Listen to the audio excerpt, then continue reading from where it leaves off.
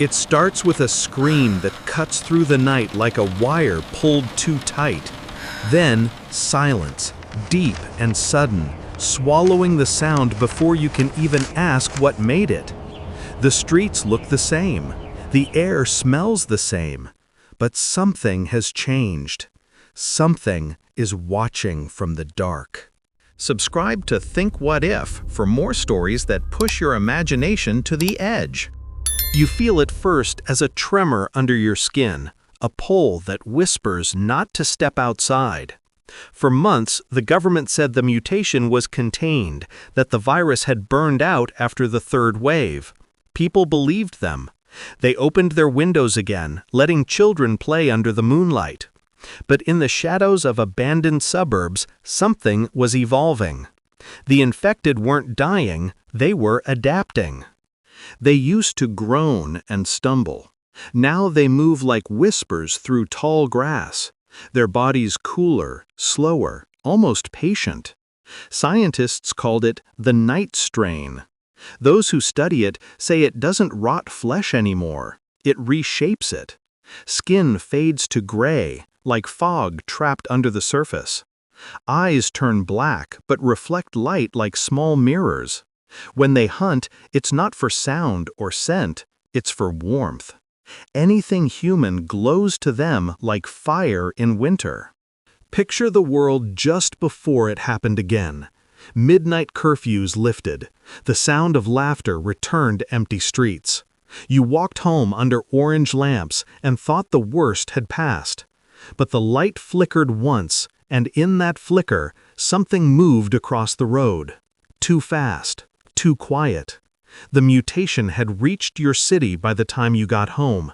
You just didn't know it yet. It started with missing pets, then streetlights that shorted out near the park. Cameras recorded shapes that weren't there, shadows that moved with their own rhythm. When soldiers went to check, all that came back was static.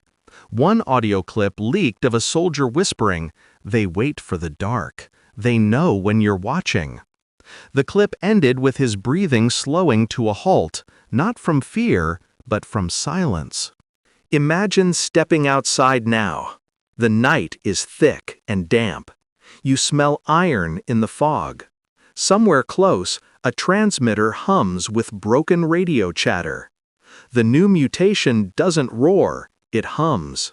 A low vibration that shakes glass and bones at the same frequency. Some survivors say it's how they talk to each other, a kind of vibration language. Others say it's how they hunt. What would you do if that hum started beneath your feet? Would you hide? Or would you run toward the sound, hoping to prove you're still human? The mutation has tested both choices. The new infected don't crumble when the sun rises. They hide underground, waiting until dusk. Scientists dug one out of a collapsed subway last month. It was still alive after 84 days without movement or food. When it opened its mouth, they said it spoke a single word, something between a cry and a question, but no one could agree on what it meant. Here's the most terrifying part. Whatever changed them might also be changing us. Blood tests in evacuation zones show traces of the same protein that gives them their reflective eyes. It doesn't make people violent, it just makes them restless. It makes them want to walk under the night sky. To listen, to wait. Maybe that's why people keep disappearing after dusk. They aren't dragged away, they simply walk off the edge of the light, calm and unafraid. You hear a knock on your door one night. Not frantic, just 3 quiet taps. The rhythm feels familiar. Someone you know. Someone who shouldn't be out there. Your phone flickers as you reach for the lock. Through the peephole, you see nothing. The taps come again, not a knock this time, more like a pulse. Then, everything goes dark. The blackout lasted 8 hours. When the power returns, the streets are empty. Every house with a porch light now stands open. No signs of struggle, no blood. Just doors swinging gently in the wind, as if the whole block agreed to step outside together. That's when the city realizes something bigger has happened. A new phase. The mutation no longer spreads by bite or fluid. It travels through sound, through rhythm, through that hum. Think about it. A virus that hides in noise. How do you fight something you can't see? Something that crawls into your head through a melody or a heartbeat? What if it's already there, waiting for darkness to wake it? The military tried silence. Entire camps cut off power and stayed in complete quiet. One by one, they vanished anyway. The only clue left behind was a phrase etched into the walls. Don't go out after dark. The phrase spreads faster than the infection. It becomes a mantra, a warning, a law. People whisper it like a prayer. But rules mean little when fear starts to sound like music. The hum grows stronger each night. Emergency broadcasts tell everyone to keep lights burning, but the power grid fails in sections hour by hour. The last surviving scientist publishes a report claiming the mutation has begun merging with the planet's magnetic field. It's not just in bodies anymore. It's in the air, the soil, the circuitry of every electrical pulse.